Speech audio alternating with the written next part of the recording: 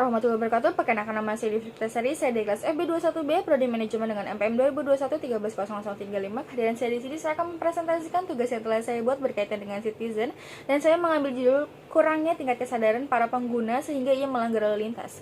Nah, pengertian pelanggaran lalu lintas menurut pendapat saya itu merupakan suatu perbuatan atau tindakan yang dilakukan oleh seseorang yang sedang mengendarai kendaraan umum seperti kendaraan bermotor, bermobil, dan pejalan kaki yang bertentangan dengan peraturan undang-undang lalu lintas yang telah ditetapkan.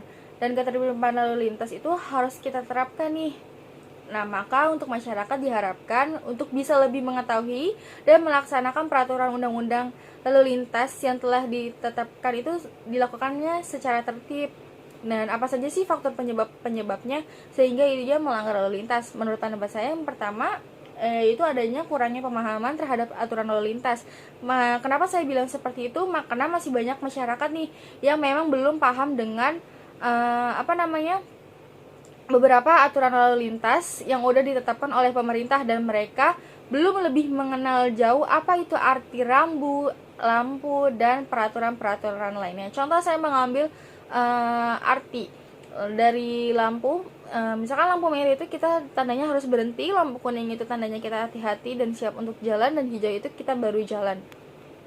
Dan untuk tingkat pelanggaran lalu lintas sementara ini masih meningkat menurut pendapat saya. Dan yang poin kedua itu ada kurangnya kesadaran. Kenapa? Karena kita bisa melihat nih banyak para pengguna jalan yang masih belum menerapkan etika dan toleransi terhadap pengguna jalan lainnya.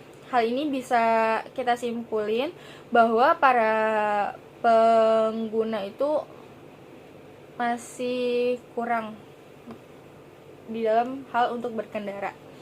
Dan poin ketiga itu ada jalanan rusak. Sepertinya kan kalau misalkan jalanan rusak, otomatis kita sebagai para pengguna jalan kan merasa agak kurang nyamannya untuk melewati jalan tersebut.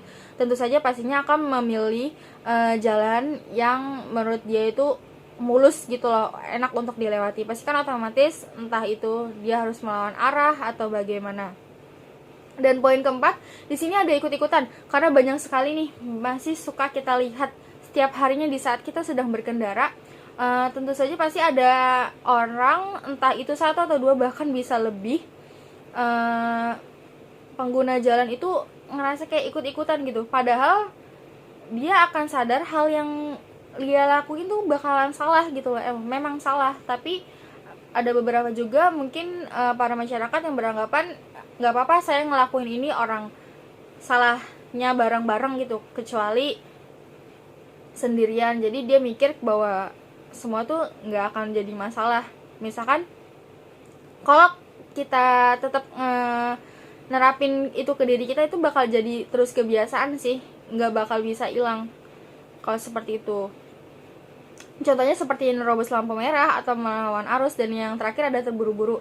Terburu-buru itu kan kita bisa ngebedain nih mana para pengguna jalan yang terburu-buru dan mana tidak terburu-buru. Kalau terburu-buru kan pasti kan dia bakal ngelakuin hal apa aja nih biar untuk dia tetap sampai. Contoh seperti kayak dia nerobos lampu merah, atau dia berjalan yang tidak sesuai dengan jalan yang dibolehkan gitu. Misalkan dia jalan di tempat busway kan sebenarnya tidak boleh kan ya, untuk motor dan mobil itu sebenarnya tidak boleh untuk lewat situ.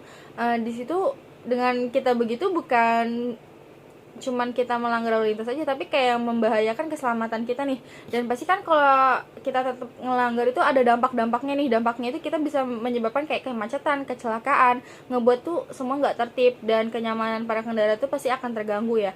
Dan gimana sih cara pencegahnya untuk kita tetap menyikapi hal tersebut? Yang pertama, setiap kita berkendara itu harus berhati-hati.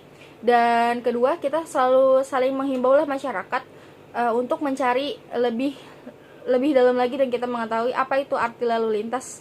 Dan yang ketiga, biasanya itu untuk para polisi biasanya suka melakukan sosialisasi antar masyarakat atau antara siswa tentang apa itu pelanggaran lalu lintas.